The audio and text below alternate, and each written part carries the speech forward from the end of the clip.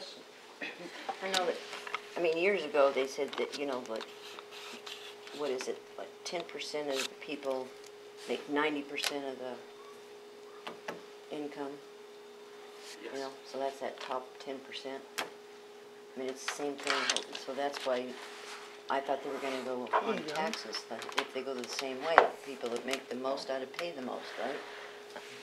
And you're saying 50% of the people don't pay taxes, but 50% of the people are probably, what, under the poverty level?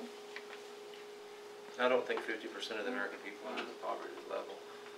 I don't know what the poverty level is in America right now, but you know, it's going to be in the teens. I think is a high number. We do have a tax structure in America that is tiered, where the more money you make, the more taxes you pay. The top rate's 35% right now. Yeah.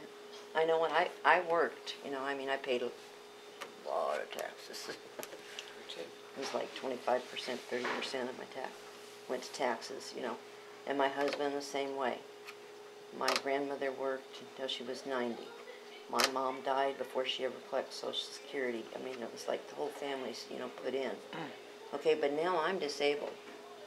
And I can't make it. You know, my husband passed away. And it's like, I'm going to have to declare bankruptcy and lose everything I have. You know, and I'm sorry, I don't pay taxes now, but then I don't make anything. You know, I can't, and with Obamacare, I can't even buy my prescriptions now. You know, I told my son, he's off for all Obama, and I just livid. You know, I can't believe you fall for that.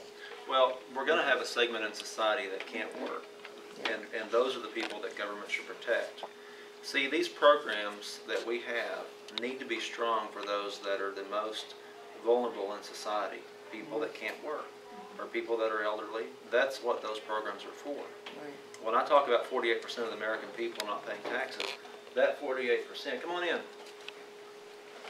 Come on in here and join us.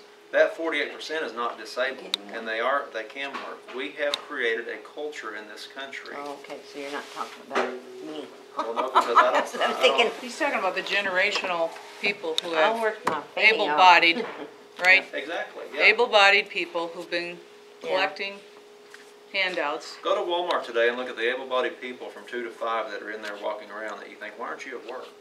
You'll see a lot of them.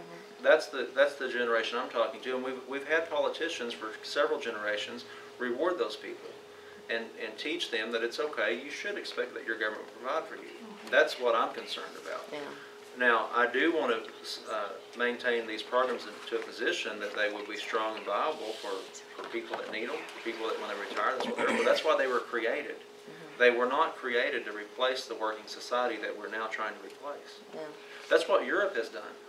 France 2 weeks ago voted Sarkozy out, who said, Sarkozy, the president of France, said, we don't have enough money to maintain our retirement system in France. We're going to raise the retirement age a few years to make this work. They said, you're out of here, buddy. They elected a socialist.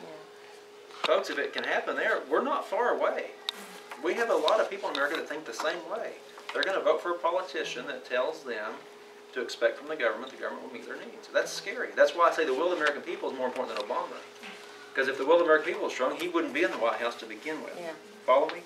All right. Well, I know what you're saying because I look around and I see a lot of people, I know a lot of people that, you know, never worked hardly in their life. You know, and I'm thinking, I look at them and I'm thinking, they get their prescriptions paid for, they get their doctor paid for, they can do this, they can do that. And I could tell my son, I said, you know what? They're doing better than I am. Because I have just a little bit of a, you know, a pension coming in. I don't qualify for that, and I've got to pay through the nose, and now I've got this stupid donut hole, which just fries me every time I think about it, you know, which is shoving me more into bankruptcy, because you got to borrow to pay for your prescriptions, you know, and it's ridiculous. And I think, okay, so you work all your life, and you get slapped in the face for it.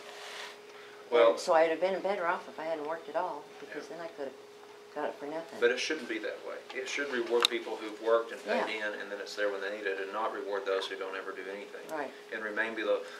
If you go to H&R Block, I've said this throughout the campaign, go to H&R Block the first 2 weeks of January. The waiting rooms are packed out with people that have worked just enough to get about $6,000 or $7,000 from the IRS and Right. earned income tax credit. It's welfare. Just enough to reach that mark. We've rewarded that behavior in America. It needs to change.